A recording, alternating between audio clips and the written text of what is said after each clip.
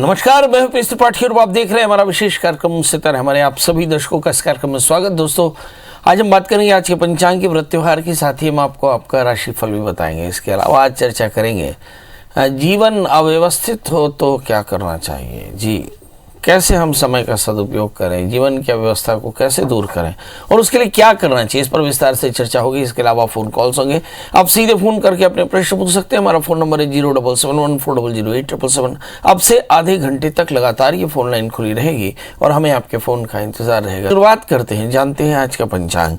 आज शुभ संवत 2078 शक 1943 सूर्य दक्षिणायन का पौष महीने के कृष्ण पक्षी सप्तमी तिथि और दिन रविवार। आज सप्तमी रात्रि को 8:08 तक, उत्तरा फाल्गुनी नक्षत्र 5:26 रात्रि तक। आज चंद्रमा सिंह राशि में होंगे। आज का राहु काल 4:07 से 5:28 तक होगा। तो दोस्तों, ये तो था पंचांग और अब बात करते हैं अव्यवस्था की। जी, इस अव्यवस्था से मुक्ति के लिए क्या करना चाहिए। असल में हम देखें तो समय की अव्यवस्था से बचने के लिए हमें सूर्योपासन करना चाहिए। सूर्य के दिन, सूर्य रविवार का दिन हो तो उस दिन विधिवत भगवान सूर्य की उपासना करने से विशेष फल प्राप्त होता है। असल में हम देखें तो किसी भी जातक की जन्म कुंडली में जो तीसरा, पांचवा या भाग्य स्थान या 11वां स्थान होता है, यदि ये पापक ग्रहों से आक्रांत हो जाए तो आमतौर पे हम देखते हैं कि जातक अपने जीवन में अव्यवस्थित होता है और अव्यवस्थित होने के कारण वो असफल होता है और असफल होने के कारण अपमानित होता है। यदि आपको अपने जीवन में अव्यवस्था से बचना हो, यदि अपने जीवन में अपमान से बचना हो, यदि आप अपने जीवन में किसी भी प्रकार की परेशानी से बचना हो, तो आपको क्या करना चाहिए, अपने जीवन को व्यवस्थित करना चाहिए। होता क्या है, यदि लग्नेश, तृतीयेश, पंचमेश, भाग्येश या एकादशीश राहु जैसे पापग्रहों से आक्रांत हो जाए या छठे, आठवें, 12वें बैठ जाए तो हम आमतौर पे भ्रमित होते हैं, अव्यवस्थित होते हैं, अनियमित होते हैं और इसके चलते हमारे सारे काम बिगड़ जाते हैं और इसके चलते हम परेशान होते हैं। इन्हीं परेशानियों से अपमान महसूस होता है, आत्मविश्वास कम होता है, जीवन में असफलताएं मिलती हैं, आनंद कम होता है, दुख ज़्यादा बढ़ जाता है। ऐसा हर एक के साथ होता होगा। मसलन अगर आपको अपने स्टूडियो में आना हो तो समय पर आना पड़ेगा, यदि आपको ट्रेन पकड़नी हो तो समय पर पकड़नी पड़ेगी, यदि आपको अपने ऑफिस में जाना हो तो समय पर जाना होगा। बहुत छोटी छोटी जो विलम्ब है वे भी आपके लिए परेशानी की वजह बन सकते हैं। इसलिए इन सब से बचने के लिए हमें सूर्योपासन करना चाहिए। क्या करें, तो जल्दी से उठें, स्नान करें, भगवान सूर्य को अर्घ्य दें, आदित्य हृदय स्तोत्र का पाठ करें और ओम घृणी सूर्याय नमः इस मंत्र का एक माला जप करें। हो सके तो पंजीरी का दान करें और श्रीमद् भगवद गीता के 2, 4, 6 श्लोक जरूर पढ़ें और फिर अपने नित्य कर्मों को करें। आप देखेंगे ऐसा करने से आपके जीवन में सब प्रकार की समृद्धि होगी, ऐश्वर्य होगा और आप सफल होंगे। चलिए, तो हमने आपको सफलता का सूत्र बता दिया। अब हमारे साथ कॉलर्स के जोड़ने का सिलसिला शुरू हो चुका है। हमारे साथ पहले कॉलर हैं पंडित जी, प्रणाम। तेज प्रताप जी। जी जी जी, प्रणाम करते हैं तेज प्रताप जी। बताएं डेट ऑफ बर्थ, टाइम और प्लेस।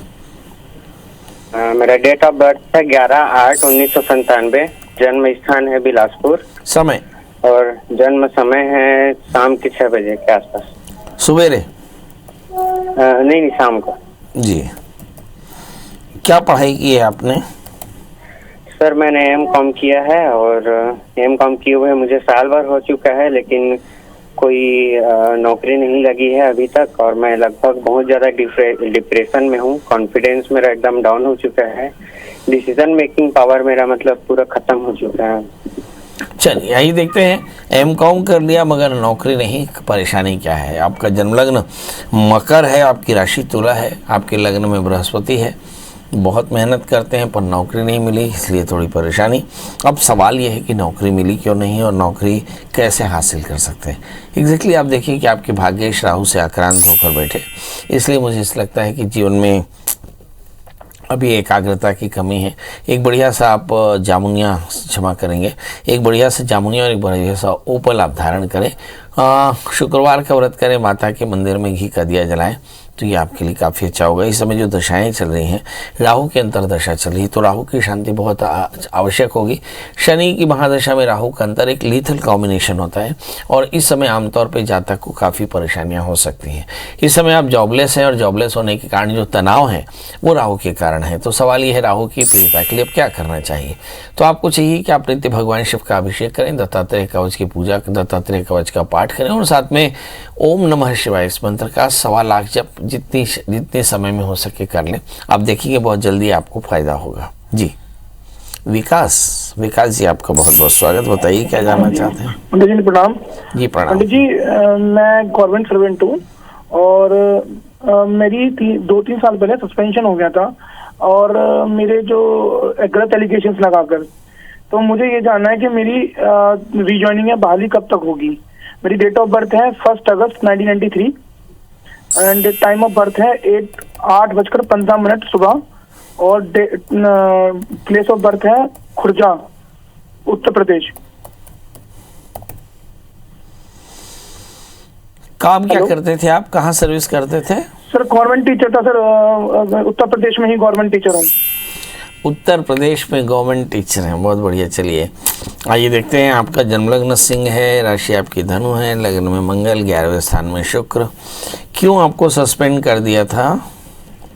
सर वो एब्सेंस की वजह से, मैं थोड़ा एब्सेंट रहा था मेरी बीमार होने के कारण, तो उसी को बेस बनाकर पहले सैलरी रोकी एंड देन उसके बाद सस्पेंड कर दिया। 1 दिन की सैलरी भी नहीं दी और सस्पेंड कर दिया। तो ये कब की बात है? 2020? सर ये जुलाई 19 की। 2019 की? जी जी। फिर आपने क्या स्टैंड लिया? अभी बात चल रही है जो मतलब ज्वाइनिंग कराने की, लेकिन वो लोग डिले कर रहे हैं। बस मुझे जानना है कब तक ज्वाइनिंग होगी। और मैं नियमतः सूर्य देव का आदित्य हृदय स्तोत्र भी पढ़ता हूँ और शिव जी की नियमित पूजा भी करता हूँ। अगर कोई और उपाय हो इस संदर्भ में तो वो ही बताइएगा।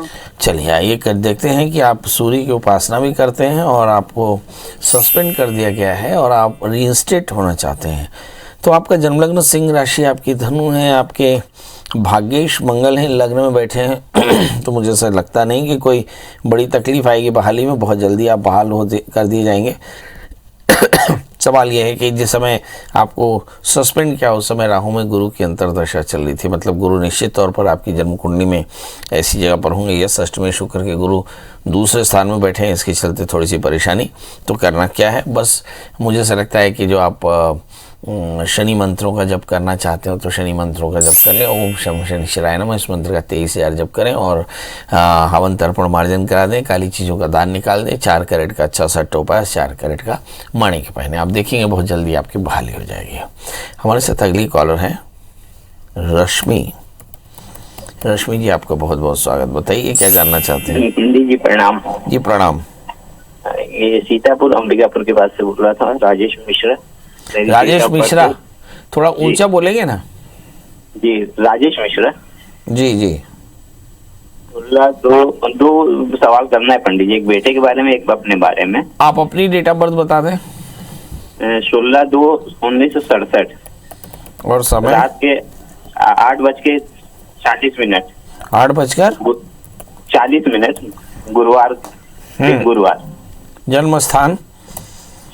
हरदा, MP। हाँ, क्या जानना चाहते हैं? ये कुछ पारिवारिक केस चल रहा है पंडित, संपत्ति। आपने बोला 16/2/1967? जी। और थोड़ा स्वास्थ्य के बारे में बताएंगे पंडित जी। और एक सवाल बेटे के बारे में है पंडित जी। आपकी क्या डिस्प्यूट, प्रॉपर्टी का डिस्प्यूट चल रहा है? जी जी। और स्वास्थ्य थोड़ा 19-20 रहता है। चलिए आइए देखते हैं। काम क्या करते हैं हम?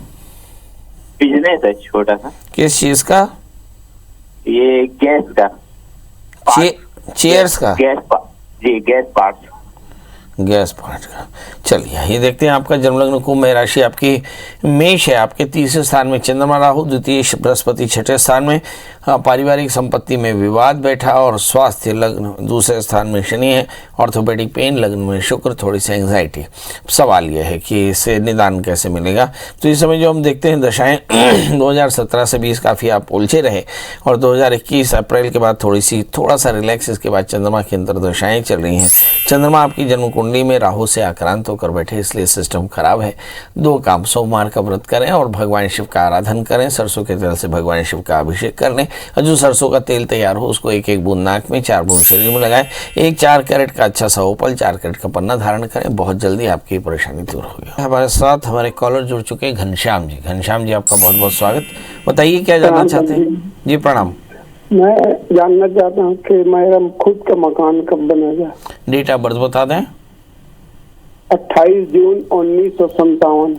28 जून 1957। और समय 12:40 दोपहर में, दिन को।